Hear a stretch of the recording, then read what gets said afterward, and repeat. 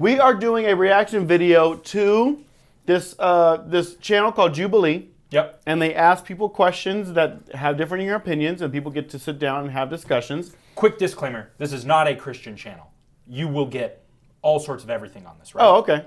Basically, we're looking, and this is, can Christians and ex-Christians see eye to eye? And so we're going to just react to some of what they...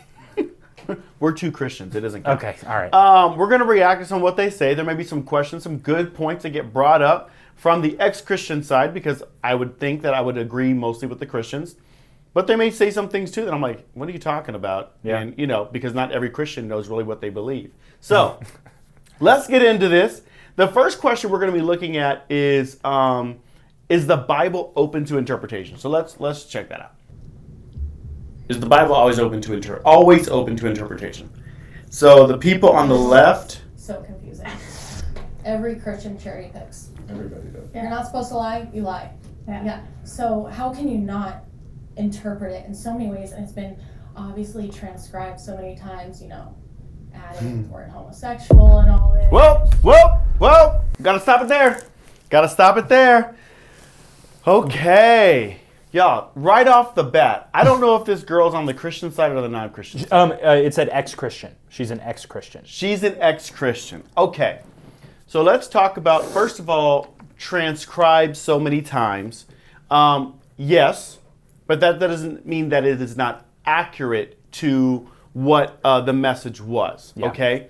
Now, are we going to say that there aren't differing words here and there through different manuscripts, etc.? Yes, there are, but the message of what it says is accurate through every single one. And this is, you can check this. Yeah. We have Yeah. Bibles written. I mean, we have, when were the Dead Sea Scrolls discovered? In the 1940s. But I mean, that was a big deal. That was a big deal. We were able to check portions of the Bible against what we currently have, and it was accurate. But not just accurate. It was 1,000 years older than the oldest manuscripts we had. I didn't realize it was 1,000 years old. Yes. So we had, it was like, these are, I think the ones we had were from like the 900s. And then it was, or something like that. And then it was like 1,000 years older than that. And it was still accurate. The book of Jeremiah, I'll put it up to which one it was 95% accurate.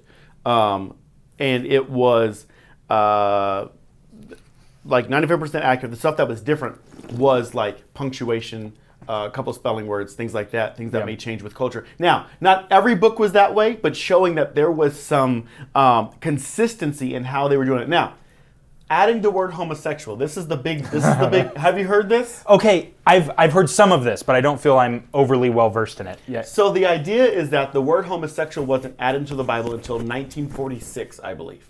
Okay. Do you know why? Because homosexual wasn't a word until around that time. So they did. So her argument is a word was added that wasn't a word.